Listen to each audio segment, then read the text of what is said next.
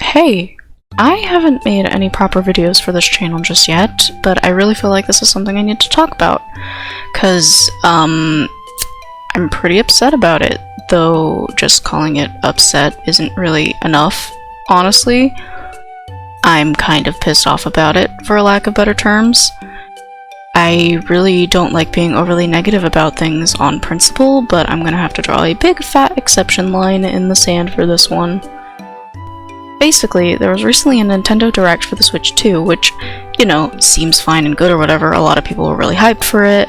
I'm not gonna lie and say I watched it in full, because I didn't, but I've heard of everything that was in there and kind of skimmed it after the fact.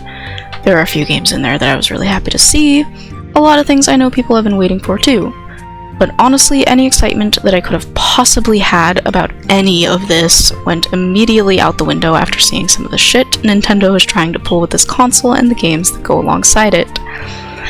It has been said before, and it's absolutely been dragged into the ground by now, but I will also reiterate the statement: the video game industry is in shambles, and it's not only very sad, but also absolutely unacceptable and downright disgusting to me. The Switch 2 has only further proved this point in my mind. First things first, the price of the console.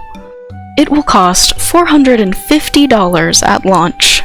This point in particular didn't bother me personally too much at first, having bought my PS5 for insane scalper prices when that came out, which unfortunately I do not really regret doing even now, but that's besides the point.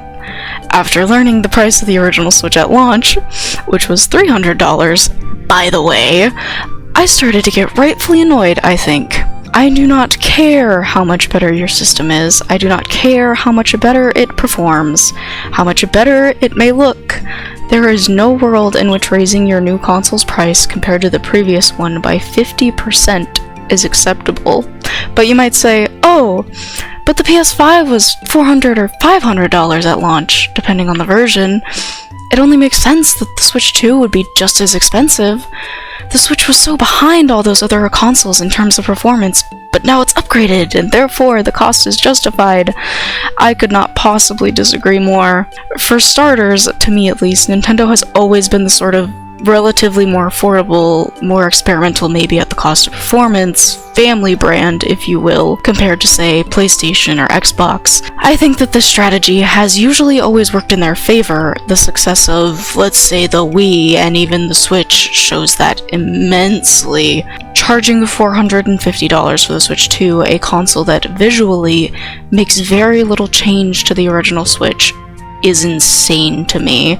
Personally, the performance improvements are kind of negligible as well, though I know a lot of people feel differently about that particular point, so I won't really get into that. I just don't believe the improvements are enough to justify a 50% price hike. I do not think that this is a smart move for Nintendo as a whole, nor do I think this sets a good precedent for other non-Nintendo consoles in the future. Aside from just the console price, I need to talk about the game prices. Of course, the big one that's got people up in arms being Mario Kart World. This game is going to cost $80. $80, no, not for the physical version, for the digital download version. Not only that, but the quote-unquote physical copy, I will get into this, will cost $90. $90. For a video game, a Mario Kart game, a kart racer, $90. I feel like I'm going insane. And this isn't just the price for Mario Kart. No, this is going to be the price for, I assume, most big flagship games. Say Zelda, Pokemon, Mario, you know, the big mainline stuff. Everything aside from that, we're assuming, is going to be $70 instead. Either way, any of these prices are, in my opinion, you guessed it, unacceptable! Now, this isn't the first time we're seeing big prices like this for games. I've already seen PlayStation charging $80 for some games, and I can only assume Xbox has done similarly. I'm not very qualified to speak on that, however. In all of these cases, though, these prices, regardless of the console, regardless of the game, are uncalled for. let alone for the Switch 2. I'm honestly of the opinion that $60 was already too much, but people buy it, right? So it's okay? So we can keep raising it? I just have to wonder, who is paying for this? Who can really afford to pay for this in this economy? In this state of things? Games, for most people, are supposed to be a fun hobby. Something fun you can do when you have free time from your job or whatever other obligations one might have. Something you can put a little money towards to just enjoy sometimes. In my opinion, it's not supposed to be something you have no hope of buying without absolutely breaking the bank. You shouldn't have to save up for months, years, for some people, just to afford a game console and some games. I do not think this is a controversial statement. It shouldn't be a controversial statement. But of course, there are greater issues at hand in that statement than just game prices. It's more of a symptom of the bigger societal picture rather than the root cause. But even still, I don't think that makes it okay, and I don't think that makes it exempt from criticism either. A minute ago, I mentioned that the Switch 2 is planning on charging more for physical copies of games as opposed to digital copies. This, again, really isn't new. We saw this with the original Switch and continue to see it with other consoles as well. And personally, I think it makes sense up to a point. You're paying for the packaging and the ability to own the game on physical media rather than digitally, after all. But there's something new they're adding that is a bit worrisome to me, to say the least. The game key card thing. Now, firstly, I've heard people say, oh, this is only for games that are too big for a normal cartridge, or, oh, this is only replacing code in a box releases and nothing else. But I cannot find where people are getting that information. To my understanding, this isn't how all games are going to function, but it will at least be some of them. Basically, you purchase the keycard cartridge for a game, put it in your Switch 2, and it will allow you to download the digital version of the game. Aside from the cartridge and not having the game itself on it, this will function pretty much exactly like a normal physical game cartridge. Despite the game being downloaded to your Switch 2, you will not be able to play it unless the keycard is inserted as well. You'll also be able to trade or sell them, let people borrow them, whatever. My big thing with this is just kind of, what's the point? All of this is just a regular physical copy of a game, but like, worse. It's just a normal cartridge except one, you don't own the game in the same way as a normal cartridge because it's not even included on the key card itself. 2, the game still needs to be downloaded digitally, which means A, you need an internet connection, and B, you're using storage space on your Switch that you otherwise wouldn't need to use if you bought a normal cartridge. 3, the keycard still needs to be inserted while you play it as though it were a normal cartridge, despite the downloaded game being on your Switch regardless. And 4, if Nintendo ever decides they don't want that game to be available anymore, your keycard is now entirely useless. It's just the worst parts of digital downloads and physical media combined, and I don't understand the draw, if there even is any. I don't think there's ever a reason for something like this to exist for any other reason than Nintendo wanting to be able to control your ownership of their games. Now, I don't think there's going to be keycards for every game. How I imagine it'll work is some games will release on normal cartridges and some on keycards, depending on the title. I do not think games will ever release on both, and this is on purpose. If a game is released as a digital version and also a keycard, the choice being made here is basically, do I want an unsellable, untradeable digital version of this game, or a digital version that I can sell and trade in theory? And this is scummy to me. With regular cartridges, you don't need to worry about being able to resell them in theory, because you will always own that game regardless of what Nintendo does. That game will always be on your cartridge. With a keycard, this is not the case. Nintendo can decide at any point that they do not want that game on the market anymore.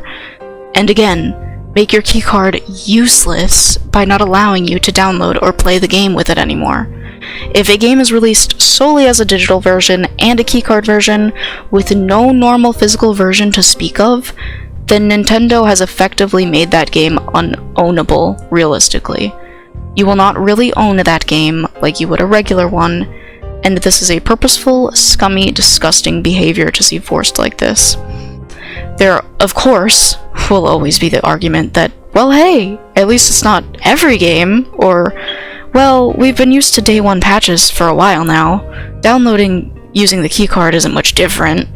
And yeah, sure, maybe, but this is setting a terrible example for the future. If they can effectively get away with it being some games now, it will almost undoubtedly be the case for all games in the future.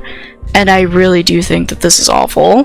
To me, something similar, but at least passable in this sort of digital versus physical copy conversation is the PlayStation 5. There are definitely issues here as well, don't get me wrong, but let me explain. The PS5 released with two different versions of the console, a version with a disc slot and a version without a disc slot that can only play digital copies of games. Having the option of playing physical discs was more expensive than the digital-only console, but at least there was still a choice there. Not to mention, with newer digital-only PS5 consoles, there is now the option to pay extra for an external disc drive, if you, for instance, didn't think you'd want one, but changed your mind later or something. With the Switch keycard situation, provided some games do release only digitally and with a keycard version, there's no choice here. There's the illusion of choice. Digitally owning a game is technically not truly owning it. You can disagree with that if you want, but it's kind of the truth, and neither is owning a keycard, as that's also digitally owning the game whilst also having it be resellable, at least while it's functional. And you pay more for the keycard version. You're paying $90 for the idea of owning the game and maybe being able to resell it, not the actuality, and this is absolutely insane to me. On a note separate from keycards, I know I went on kind of for a while about that, and Nintendo in general actually, I have to raise the more broad question of what exactly are we paying for? We all know the video game industry has been in shambles for a long while now, honestly. Constant, unnecessary layoffs, poor management, terrible marketing and news cycles, games taking so much longer than they used to be made, oftentimes at lower qualities than older games due to newer games focusing too heavily on graphical fidelity and less on length, gameplay, and story qualities, DLC after DLC, paid or otherwise, being released for games that come out unfinished, scrambled, and broken, mandatory day one patch updates that require internet connection just to put the game you already bought into a playable state. At what point does this become unacceptable? To me, as someone who eventually wants to make my own games, this has been unacceptable for a long time now, and I am very incredibly sick of saying it's okay and buying into it anyway. It just makes me really sad, honestly. Why are we all consistently paying more and more money that, realistically, the majority of us struggle to afford in the first place, for worse products? There are better options out there than this. There has to be. I mean this as sincerely as possible. At what point are we going to just decide it's too far? Aren't you tired of being nice? Don't you just want to go apeshit? The Switch 2, what they're trying to do with it and what they're trying to charge, or rather, what they're absolutely going to get away with charging people, is just so indicative to me of bigger problems within the gaming industry. It's such a good, relevant example that just shows the greediness off like nothing else. And yes, I do think it's a greed thing, as most things tend to be these days. To my understanding, game devs are kind of notoriously underpaid and exploited in general. What a shocker. And historically, that's sort of always been the case. That is a fact that has not changed drastically enough up to this point to justify some of these prices and business practices being put in place. Are the people working on making these games what they are seeing any of this extra money in any substantial manner? Or is it just going to the people making the big decisions, the bosses, CEOs, managers, or whatever? You get the gist. I do think that there are people working on these games that really care about them and enjoy their jobs and want to see their creations thrive and see people enjoy their work. But unfortunately, in my opinion, there's just too much systemically going wrong higher up that is making that so difficult. The Switch 2 and its problems aren't necessarily new things. It just so happens to be the newest fucked up poster child example of it all. What are we paying for, really?